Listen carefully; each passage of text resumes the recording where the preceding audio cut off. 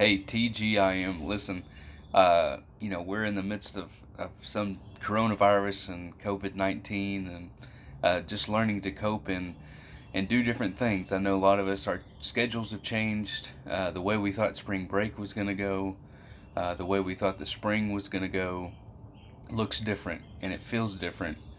Um, but I was just, I was, I was praying before I went to bed on Saturday night.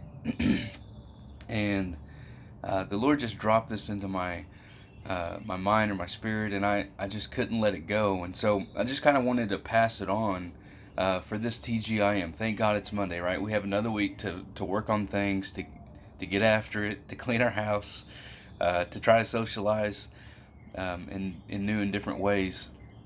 But wanted to think about this. What if this is a season for us um, to let our pastors rest? Because the reason why I was thinking about this was just hearing or seeing all the memes go around, about pastors having potentially their first online service or their first stint in anything online. Many pastors created new YouTube channels this past week. New churches created new YouTube channels, Facebook pages, community pages. So obviously, give them a break because they're working as hard as they can to try to maintain a level of connection within their community. But I was thinking, I was like I know my pastors have put in insane hours over the last week, last 2 weeks, just to manage this transition as best as they can. Um, but but there's this also a potential for us to reignite the flame for family connection. Because I know, with technology, we have stuff all over the place. We have connection with outside world 24/7. Notifications are constantly popping up. I have to put my phone on do not disturb or else I'll get things throughout the night. And I know that's the case for a lot of us. Um, but I remember times with my parents and grandparents where it wasn't as rushed to make a connection. It didn't require just a holiday to connect with your family. And I know a lot of you guys that follow my page are great parents, great grandparents, are wonderful aunts and uncles and cousins, and you do a tremendous job of connecting with your family. But what if God is saying, I want my pastors to rest and get ready for the harvest that's coming? And I want my families to be strengthened.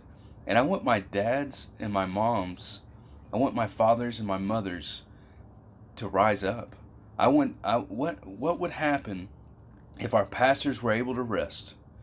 And I'm not saying not do Sunday services or anything like that, but I'm saying, come on, we got to step up a little bit. One of the things that I'm doing with my family right now is called reps.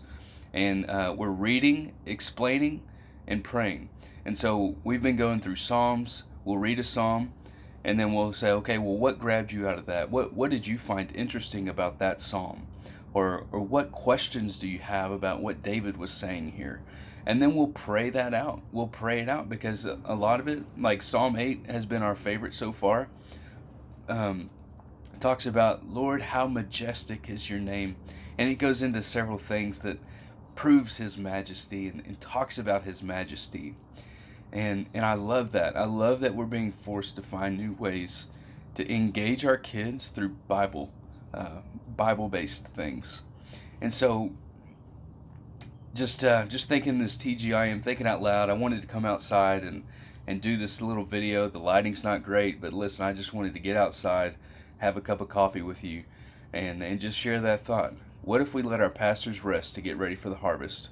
And what if we as moms and dads, aunts, uncles, cousins, grandparents, if we rose up and we became God's plan again for really training and raising kids? That we didn't rely on Sundays to do what we need to do.